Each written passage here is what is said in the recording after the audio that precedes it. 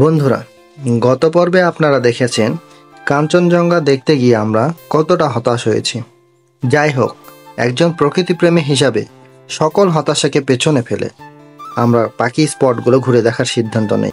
আজকের পর্বে আপনারা দেখবেন তেঁতুলিয়া, বাংলাবান্ধার 0 পয়েন্ট, তেঁতুলিয়া স্পেশাল কাঁচা পাতার চা, কাজী অ্যান্ড কাজী ডেইরি ফার্ম, ব্যক্তিগত রিসোর্ট এবং পঞ্চগড়ের চা বাগান। তো চলুন ভিডিওটা শুরু করা যাক। তো এখানে আসার পরে দেখলাম অনেকগুলো দোকান যেখানে হচ্ছে চা বিক্রি করা হচ্ছে, কারণ পাশে হচ্ছে চা বাগান আর সামনে হচ্ছে শিলিগুড়ি ব্রিজের পাশ থেকে দেখা যায় পঞ্চগড়ের পাশ থেকে। এখানে অনেক দোকান আছে, সেখানে অনেক পর্যটকও আছে।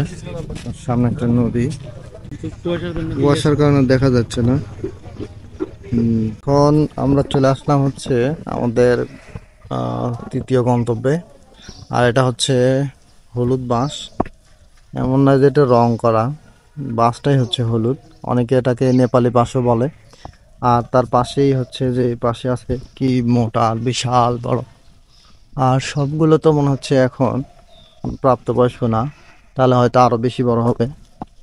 তো বাঁশটা আমি একটু ধরে দেখাই যে এক হাতে ধরা যাচ্ছে না। আর এই পাশে তো এটা তো আরো বিশাল পুরাতন মনে হচ্ছে, সেই বড় এবং মোটা টাইপের একটা বাঁশ। আর এখানে কিছু পিচ্ছি ছেলেবেলা আছে যারা একটা ছোট দোকানের মতো করছে, ওখানে অনেক কিছু বিক্রি করতেছে। তোমরা এখানে কি বিক্রি করতেছো? আচ্ছা আচ্ছা, যেহেতু শীতকাল ওই জন্য শীতকালীন ভাপা পিঠা বিক্রি করতেছে। তোমরা হচ্ছে এই বাঁশ সম্পর্কে কিছু বলো তো, কে বলতে পারো? ওই বাঁশটা সম্পর্কে বলো। আর মোটা, এই বাসটা মোটা, এই বাসটার নাম মুম্বাই।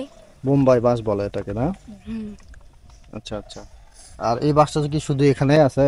না, এখানে এই বাসটা অনেক জায়গায় অনেক জায়গায় আছে, কিন্তু লোকজন এখানে যারা ঘুরতে আসে তারা এখানে এসে ঘুরে দেখে। হলুদ বাসটা এখানে আছে। শুধু হলুদ বাঁশটা এখানে আছে। এই হলুদ বাঁশটাকে কি বলে? নেপালি বাঁশ নাকি বলে? এরকম বাঁশ, এই যে, হ্যাঁ হ্যাঁ, কিন্তু লোকজন এখানে ঘুরতে আসে। এইটা দেখতে আসা তখন এইটা দেখে নেই। হ্যাঁ, যেহেতু হলুদ বাঁশ এখানে আছে, তো ওই হলুদ বাঁশ দেখার সুবাদে এই মোটা বাঁশটা, মুম্বাই বাঁশ যেটাকে বলা হচ্ছে, এটাও দেখে সবাই, তাই না? তো তোমার নামটা একটু বলো। আমার নাম আয়াত। তোমার নাম? ইয়ান। তোমার নাম? জাকারিয়া হোসেন আশিক। যাই হোক, ভাপর পিঠা বিক্রি করতেছো, ভাপর পিঠা বিক্রি হচ্ছে। হ্যাঁ, এটা সম্ভবত ভরা ছিল, তাই না? কিছু কিছু বিক্রি হয়েছে, ঠিক আছে, খুবই ভালো। ডাক বাংলোর ওখান থেকে একটা ভ্যান রিজার্ভ করে নিয়ে আসছে এখানে। তো আপনারাও হচ্ছে কোনটাকে ওনার সাথে কথা বলে কোথায় কোথায় ঘুরবেন, কতটা সময় দেবে, এগুলো অবশ্যই ঠিক করে নেবেন। কারণ প্রথম অবস্থায় তারা অনেক বেশি দাম চায়, পরবর্তীতে তাদের সাথে একটু দামটা মিটিয়ে ঠিক করতে হয়। তো আমরা দুইজন আসছি, আমি এবং আঙ্কেল, ফিল আঙ্কেল, আমরা দুইজনে আসছি। অনেকগুলো স্পট আমাদের ঘোরাবে, তো সম্ভবত আর একটা স্পট বাকি আছে, সেটা ঘোরার পরে আমরা এখন সকালে নাস্তা করতে যাব। আমরা উঠেছি হচ্ছে কাঠের বাড়ির গেস্ট হাউসে। তো ওটা আমি যখন উঠছিলাম তখন ভীষণ সকাল ছিল, দেখাতে পারি না। এখন অনেকটা আলো আসছে, এখন গিয়ে দেখাবো। তো আশা করি ভালো লাগবে আপনাদের। পঞ্চগড় স্টেডিয়াম, এটা ক্রিকেট স্টেডিয়াম নাকি ফুটবলের আরো দেখতে হবে, ফুটবল।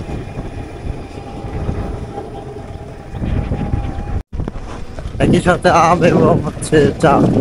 সমতলে যে এত সুন্দর একটা চা বাগান হতে পারে, আসলে পঞ্চগড় না আসলে পুরো। আমরা ওটা সিলেটে অনেক দেখেছি, সেগুলো হচ্ছে পাহাড়ি, মানে পাহাড়ের পাদদেশে বা পাহাড়ের সংলগ্ন এইসব জায়গাতে চা বাগানগুলো রেখে। আর এখানে প্রায় সমতল, এটা হচ্ছে সবচেয়ে বড় চা বাগান, বিশাল বড়। কাঁচা পাতা চা।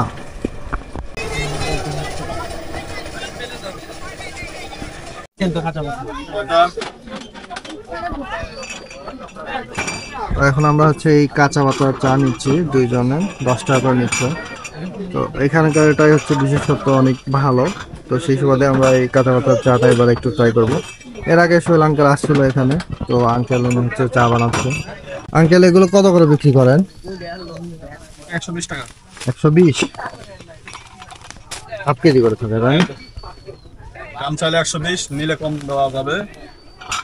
আচ্ছা আচ্ছা, 120 টাকা। এই যে 2 টাকা কাঁচা পাতা চা। এই যে আমাদের কয়টা? কাঁচা পাতার চা। আঙ্কেল নেন, সেই স্পেশাল কাঁচা পাতা।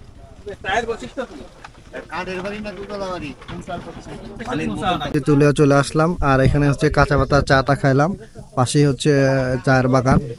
তো আঙ্কেলের সুবাদে এখানে আসা, আঙ্কেল যেহেতু 2-3 বার আসছে, তো ওনার থেকে একটু জেনে নেই কেমন লাগলো। আঙ্কেল, আপনার সুবাদেই তো চাটা খেলাম, মোটামুটি ভালো লাগলো, ডিফারেন্ট টাইপের একটা ফ্লেভার। কেমন লাগলো? কাঁচা পাতার চা তো আমরা সহজে খাই না, না না না, পাই নাও এরকম খাবো কোথাও। না, পাই না আসলে এখানে এরকম। আসলে চা, কাঁচা পাতার চাটা অসাধারণই ছিল। হ্যাঁ, এখানে দেখেন কত লোকজন, আর এই সবাই এই এখানে দোকানে আসছে চা খাওয়ার জন্য। স্পেশাল যে কাঁচা পাতার চাটা, ওখানে ওটাই আসলে ট্রাই করার জন্য আসছে। তো আসলে আমি যেটা বললাম যে আঙ্কেলের সুবাদে এখানে আসা, তো উনি আমাকে যখন আমি গাড়িতে উঠি তখনই আমাকে বলছিল যে ওখানে গিয়ে আমি তোমাকে তেঁতুলে একটা চা খাওয়াবো, যেটা স্পেশাল ওখানকার কাঁচা পাতার চা। সহজে আমরা শহরের দিকে বা যেখানে আশেপাশে কোথায় আমরা চা খাই, তো ওই ফ্লেভারটা আসলে নেই, কাঁচা পাতার ফ্লেভারটা আসলে ডিফারেন্ট টাইপের। তো সবাই এখানে আসছে, এখন তেঁতুলিয়া ছবি টবি তুলতেছে। মোটামুটি ওই যে দোকানটা দেখালাম, দোকানে অনেক বেশি ভিড়, ওই ফ্লেভারটা নেওয়ার জন্য সবাই একটু ট্রাই করতেছে। জানি না কাকে কেমন লাগতেছে, মোটামুটি আমার কাছে একটা ডিফারেন্ট ফ্লেভার, সব মিলিয়ে ভালো লাগলো। উনি যেটা দাবি করতেছে যে ওখানে হচ্ছে ওনার কাছে অনেক ভালো সুন্দর করে তৈরি করে। তো সব মিলিয়ে উনি যেটা বললো যে ওখানে কেমিক্যাল ছাড়া যে কাঁচা বাজার যে অরিজিনাল ফ্লেভার, তার সাথে কিছু মশলা যোগ করে উনি চাটা তৈরি করে। আসলেই আমাকে অনেক ভালো লাগছে, সেটাই বললাম। আর পাশে একটা বিশাল পুকুর আছে, লেক, সুন্দর, পাশে দিয়ে সব হচ্ছে চা বাগান, আর এই পাশেও সব হচ্ছে চা বাগান। তো আমরা যেটা সিলেটে দেখি যে পাহাড়ি বা পাহাড়ের থেকে ওই সব জমিতে, পাহাড়ি জমিগুলোতে হচ্ছে আপনার চাটা চাষ করা হয় বা গাছ থাকে। আর এখানে হচ্ছে সম্পূর্ণ বলতে গেলে সমতল জমি, সমতল জমিতেই হচ্ছে এই চা বাগানগুলো। তো অনেক লোকজন আসছে, ছবি তুলতেছে। সবচেয়ে বেশি আকর্ষণীয় যে জায়গাটা ছিল, যে কাঞ্চনজঙ্ঘা দেখার জন্যই আমরা এই তেঁতুলাতে আসি, সেটারই দেখা পাইনি, এই জন্য সবার একটু আপসেট। যাই হোক, প্রকৃতিকে মেনে নিয়ে আমরা এখন সামনের দিকে চলে যাচ্ছি। আমরা আমাদের 4 নম্বর স্পটের শেষ পর্যায়ে চলে আসছি। এখন আমরা এখান থেকে ব্যাক করলে অনেক বেশি আলো স্বল্পতা থাকার কারণে আমি ভিডিওটা আপনাদের দেখাতে পারি না। তো এখন আপনাদের একটু দেখাচ্ছি, অনেক সুন্দর। আমাদের উপরে একটা রুম নিছে, রুমের ভাড়াটা এখানে অনেক বেশি হওয়ার কারণে বললো যে ওটা আপনারা একটু কষ্ট করে মেয়েদেরকে স্যাক্রিফাইস করেন। আমরা ওটা হচ্ছে মেয়েদেরকে স্যাক্রিফাইস করছি।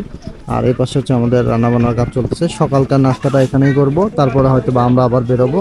আর এটা হচ্ছে আমাদের সেই গেস্ট হাউস যেখানে আমরা উঠেছি।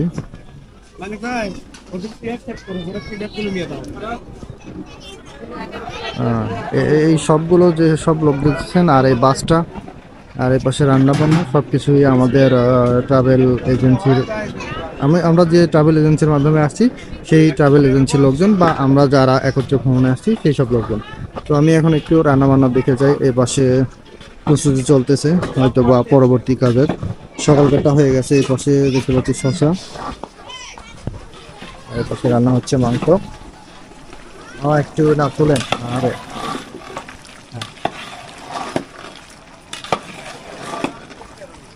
আর এই পাশে হচ্ছে সকালকার নাস্তার জন্য দিনব্যাপী।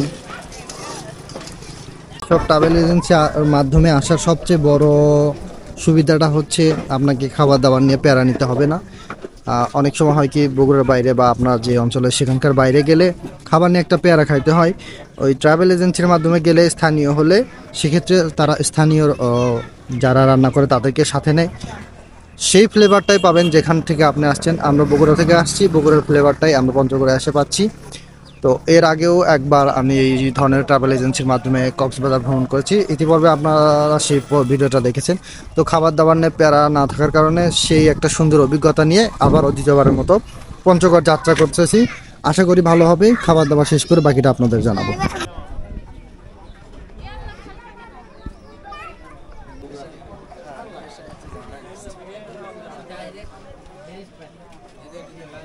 রাত 10টার দিকে আসি, তুমি যেহেতু বললে তুমি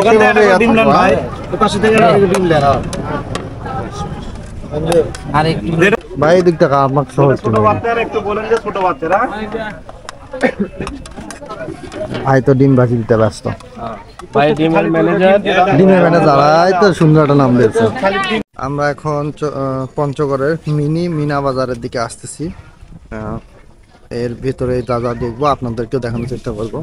আমি জানি না ভিতরে ভিডিওটা অ্যালাউ করবে কিনা।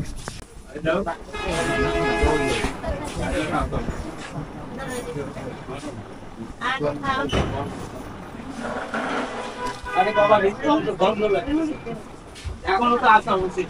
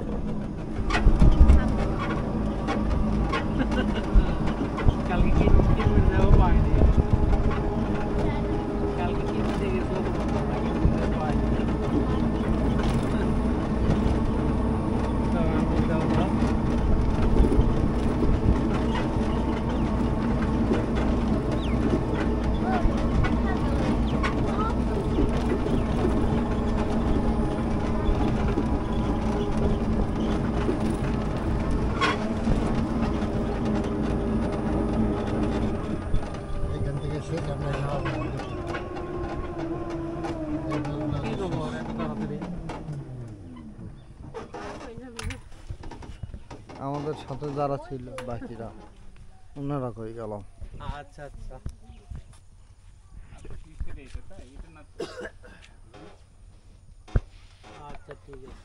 আচ্ছা, প্রথমে তো আমাদের হচ্ছে ওই দেখালাম যে আপনাদের মিনা বাজার, ওখানে নামছিলাম। তো ওখানে নামার পরে আমরা একটা অটো রিজার্ভ নিলাম। আপনারা নিতে পারেন, 10 টাকা জনপ্রতি নেয়, যাওয়া 10 আসা 10 এরকম। তো যদি আপনারা বেশি সময় থাকেন সেক্ষেত্রে বেশি টাকা নেয়। তো ওখান থেকে আমরা পুরো এদিকে আসলাম। আর এইগুলো সব এখন যেগুলো আপনাদের স্ক্রিনে দেখাচ্ছি এগুলো সব হচ্ছে কাজের আওতাধীন জায়গা। তো এখানে তাদের সব কিছুই আছে, ফার্ম থেকে শুরু করে ডেইরি ফার্ম থেকে শুরু করে মিষ্টান্ন জাতীয় সব কিছু। তো এগুলো তারা মূলত তৈরি করে থাকে। আমাদের সাথে আরো অনেকে আসছে, তারা অলরেডি ভেতরে ইন করছে। আর সামনে এই যে দেখেন অনেকগুলো ফার্ম, সব জায়গাতে গরু আর গরু খাবার টাবার আছে। সামনের দিকে আমরা যাচ্ছি তাদের ডেইরি সেক্টরের যে কাজ, মিষ্টান্ন তৈরি করে, ছানা তৈরি করে, এগুলো দেখার জন্য সামনের দিকে যাচ্ছি। এখানে তারা নাকি বিক্রিও করে, হয়তো কিছু কিনবো। তারপরে আরো কি কি আছে সেগুলো আপনাদের সাথে শেয়ার করব। ভিডিওটা কন্টিনিউ করতে থাকেন।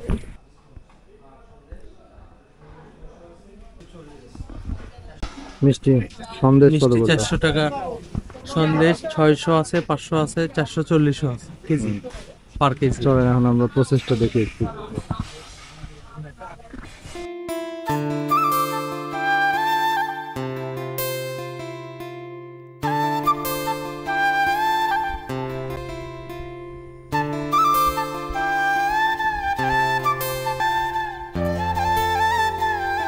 তো ডেইরি ফার্ম থেকে আমরা মিষ্টি নিলাম, মিষ্টি সন্দেশ খাওয়া দাওয়া করলাম, সন্দেশ নিলাম। দামটা তো আগেই বলে দিছি। তো তাদের সিস্টেমটা হচ্ছে এখানে তারা এগুলো প্রসেস করে তৈরিও করে এবং রিটেল বিক্রিও করে। তাতে করে মোটামুটি দেখা যায় দিনে যারা অনেক দর্শনার্থী আসে তাদের কাছে অনেক বেশি বিক্রি হয়ে যায়। তাদের প্যাকেজিংটা অনেক সুন্দর, আর সেই সাথে অনেক কর্মচারী তো আছেই। বাইরে তো আশেপাশে যত জমি আছে সবগুলো এই কাজী ফার্মের আওতায়।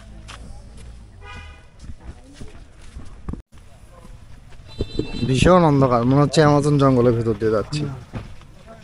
একবার বেশি অন্ধকার। আজকের আবহাওয়াটা এমনিতে খারাপ, তার মধ্যে এটা ছাউনি দেওয়ার কারণে আরো বেশি অন্ধকার অন্ধকার ভাব।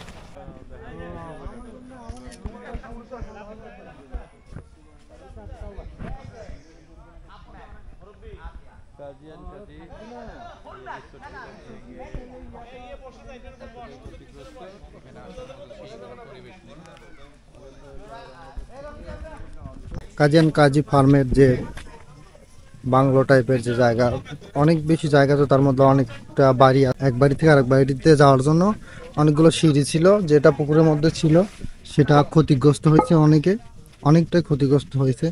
এখন এখানে অনেকগুলো স্ট্রাকচার আছে, যেমন এই ভবন থেকে ওই ভবনে যাওয়ার সুন্দর একটা রাস্তা আছে, তারপর এখান থেকে ওখানে যাওয়ার রাস্তা সিঁড়ির মতো সুন্দর, আবার এটার থেকে এটা, মানে প্রত্যেকটা একটা অপরটার সাথে কানেক্টেড।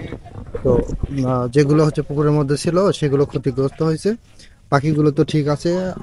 মনে হয় আগে থাকতো এখানে অনেকে, একটা নিরিবিলি পরিবেশ, একটা সময় কিন্তু সবাই এরকম একটা সুন্দর পরিবেশে থাকতে চায়। তো তারই ধারাবাহিকতা হয়তো তারা এটা নির্মাণ করছিল। এখন তো সেগুলো ভেঙে গেছে, আর বাকিগুলো ঠিক আছে।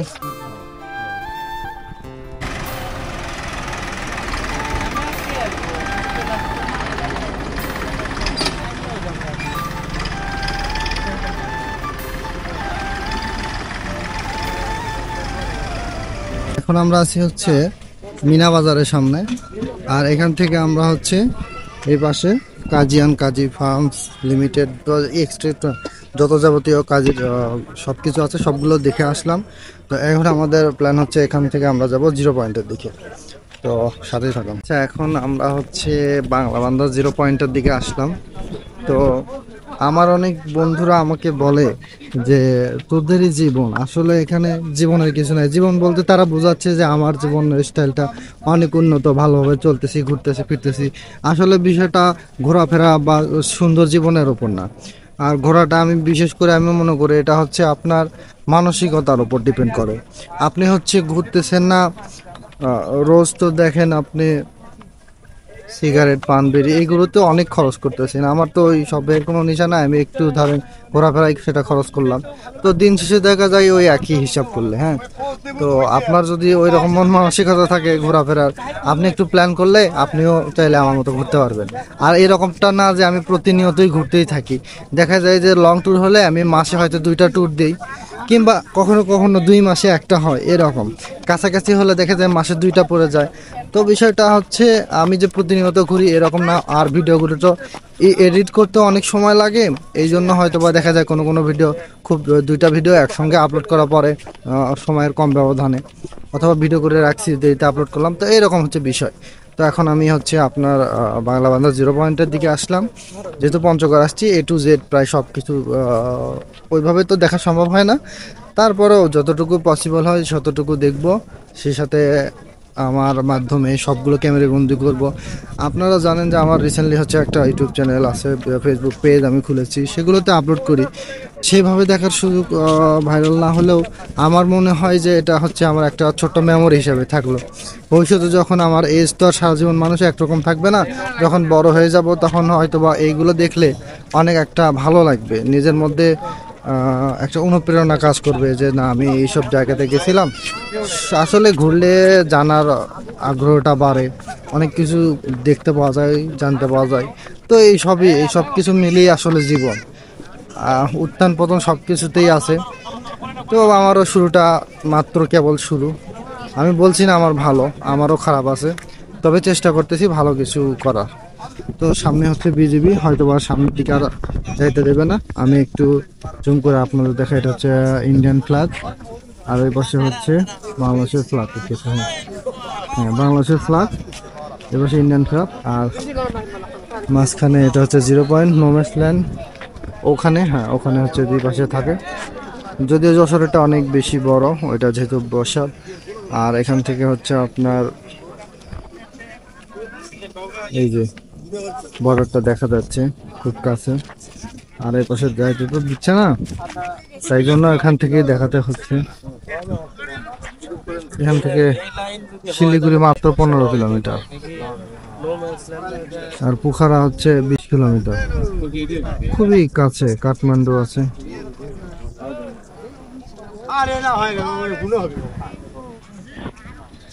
আর ওই পাশে 0 পয়েন্টের একটা লগো দেওয়া আছে। দীর্ঘক্ষণ আমরা 0 পয়েন্টের সময় কাটালাম। এখন হচ্ছে আমরা আমাদের বাসের দিকে যাচ্ছি, কারণ হচ্ছে আমরা দুপুরের খাবারটা ওখানে আমাদের ওই কাঠের বাড়ি রেস্টুরেন্টে খাওয়া দাওয়া করবো। তারপর যদি কোনো ছোটোখাটো স্পট থাকে ঘুরে দেখার মতো, সেটা আমরা ঘুরে দেখব, দেন আমরা হচ্ছে বাসার দিকে মুভ করব। আর যাত্রাপথে আমাদের ভ্রমণ সঙ্গী হিসেবে ছিল এই SM ট্রাভেলসের 2টি বাস। SM ট্রাভেলসের AK1 যে সিরিজের 2টি বাস, মোটামুটি অ্যাভারেজ টাইপের, ভালো বলবো না খারাপ বলবো না, অ্যাভারেজ চলার মতো। তো ট্রাভেল এজেন্সি হয়তো একটু লাভের দিকটা খেয়াল করে এই বাসগুলোকে ইয়ে করছে, তবে মোটামুটি চলার মতো অ্যাভারেজ।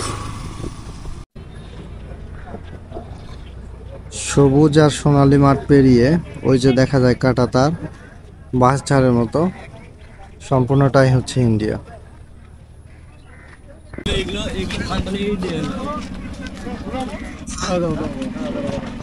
এখান থেকে সিকিম হচ্ছে 154 কিলোমিটার, আর ভুটান 286 কিলোমিটার, আর নেপাল হচ্ছে 494 কিলোমিটার।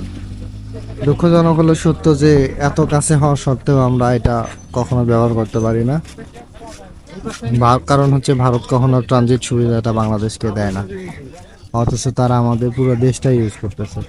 আর আজকের ভিডিওটা হয়তো এখানেই শেষ করতে হচ্ছে। হয়তো আমার কোনো ইনফরমেশন দেওয়ায় কোনো মিসিং থাকতে পারে, ভুল থাকতে পারে। আপনাদের ছোট ভাই হিসেবে ভুল ত্রুটি ক্ষমা করবেন। লাইক কমেন্ট শেয়ার করে আমার ভিডিওটা ভালো লাগলে পাশে থাকবেন। আর আজকের ভিডিওটা এখানেই শেষ করছি। দেখা হবে আপনার সাথে নতুন কোনো ভিডিওতে খুব শীঘ্রই। সে পর্যন্ত সবাই ভালো থাকেন, সুস্থ থাকেন। আসসালামু আলাইকুম।